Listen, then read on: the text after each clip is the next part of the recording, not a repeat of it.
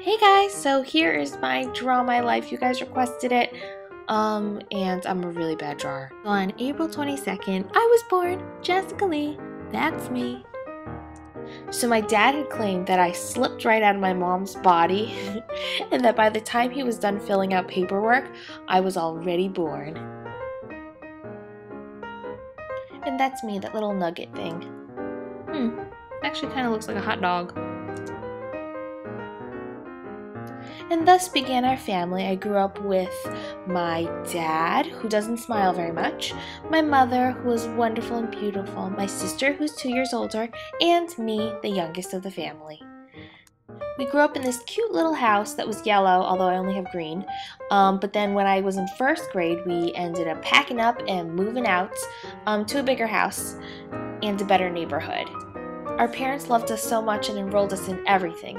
In piano lessons, in swim lessons, that's me swimming, not drowning, in Chinese classes, which is in tennis, what is that, a violin lessons, viola lessons, and painting and art class, which clearly didn't help very much. I never really had a rough childhood. I had a decent amount of friends, I had an awesome family, so life was pretty good for me. My sister and I also started getting really close because when we were both in high school, we were in orchestra and did a lot of things together, and so we hung out a lot. Yeah, those black things are violins and violas. Also in high school, I was on the church's praise team, and that's when I really found my love for music and also my love for God. When it was the summer going into 11th grade, we sent my sister off to college in Boston. Boston, my heart goes out to you. I'm praying for all of you. And it was actually the first time I felt really sad about anything. We'd grown so close that it was really hard to think that we'd be far away from each other. So I cried the whole way back home like a loser. So in 11th grade, my mom was going in for surgery because they said that she might have some cysts on her ovaries. The doctor said that it would be like an hour or two surgery, but it ended up being over 6 hours. And so my dad and I started to kind of freak out. So after we talked to the doctor, we realized that my mother actually had stage 3 ovarian cancer.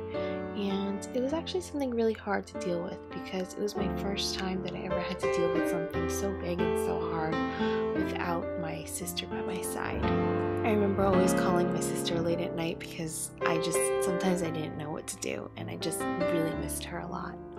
The next 2 years were really tough for me, but it was a huge growing period for me. I doubted God a lot and kind of become numb to everything around me, and I had to grow up overnight. I skipped a lot of classes, and I would have to wake up in the middle of the night to give my mom medicine 2 times a night, and so I really didn't get a lot of sleep. It was probably one of the hardest times of my life, but I'm thankful for it. Because of this time in our lives, we were able to really appreciate each other and really love one another, and especially cherish the time that we had with my mom. My dad also came home a lot more because, he had to take care of everyone, and we really started to bond more and work together a lot. He even taught me how to cook, and I'm a pretty darn good cook right now. Obvi, that's thanks to my pops. On May 26th, that was my senior year in high school, my mother had passed away with unending faith. I had a really hard time dealing with this because it was sad to think, my future husband would never get to meet her, my future children, or what would happen if I really needed to ask my mom a question. But I knew that she was in heaven with no more pain anymore, and that was what really got me through it. It was also a time where God really showed me how true and amazing He is. He surrounded me with so much love for my family and friends and all those around me. Over the summer, it was time to pack my bags and head on over to college. I was super excited because my sister and I would finally be in the same city, saw her on Sundays for church and sometimes over the weekends.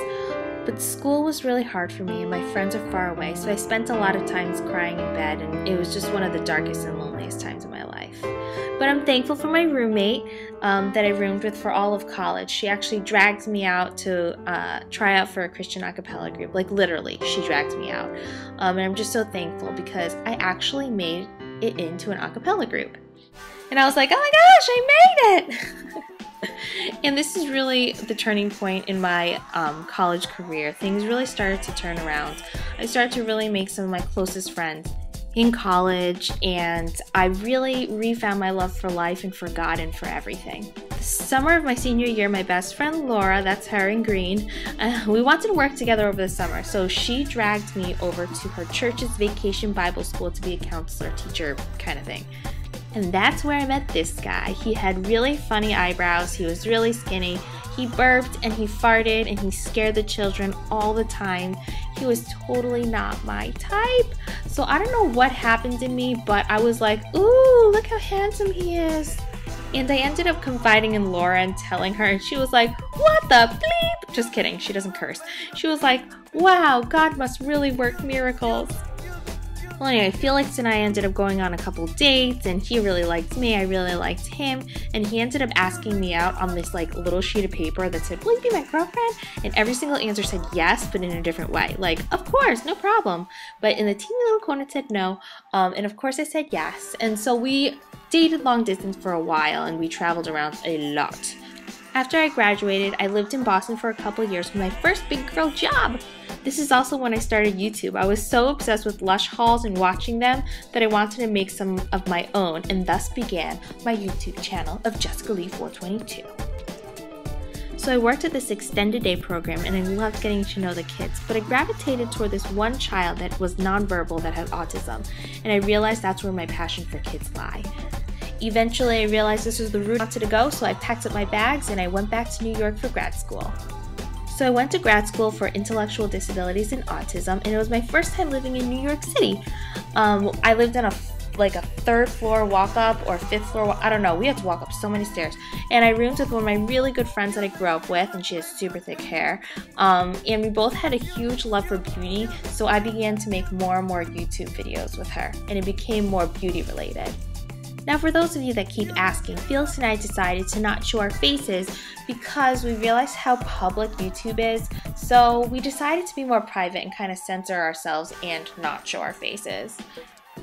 But no one wanted to watch my hauls and stuff at all because it's kind of lame without a face, and so I started to find my niche in doing hairstyles and tutorials, and so that's kind of where that grew.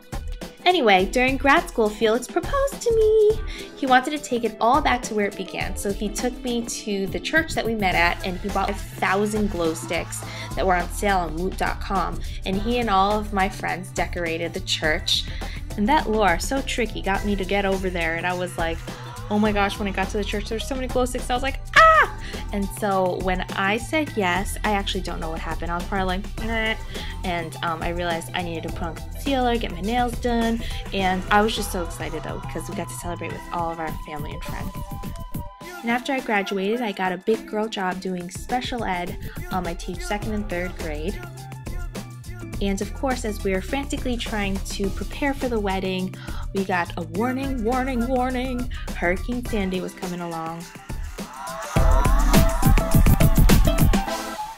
Dude, it was so scary. There were no lights. We were out of power for over 10 days. It was so dark. We were bumping into things, and I'm kind of scared of the dark. And I'm like, Dad, where are you? And we had to use candles everywhere. There was wax all over the floor. All the food was rotting from the fridge. It was a really kind of scary time. But during it all, we still had to do wedding prep. So my dad and I were doing like wedding place cards in the middle of the night. It was like pitch black, and I was like folding stuff. It was a hot mess. But anyway, God proved to be an amazing God, because even though Hurricane Sandy was cray-cray, people's like weddings were canceled, ours was still on. Everything was perfect.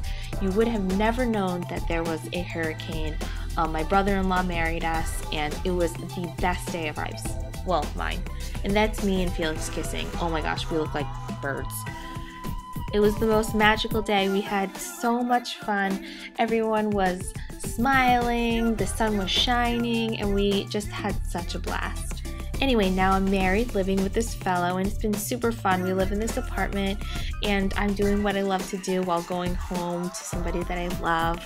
And so I really do feel really fortunate. And I'm also fortunate that I have a YouTube channel where I can just have a creative outlet and another hobby just outside my job. I really love doing the hair, the nails, and not showing my face. And I've met some of my closest friends on here, and I'm just so thankful that I've really gotten to build all these really wonderful relationships with so many girls on here.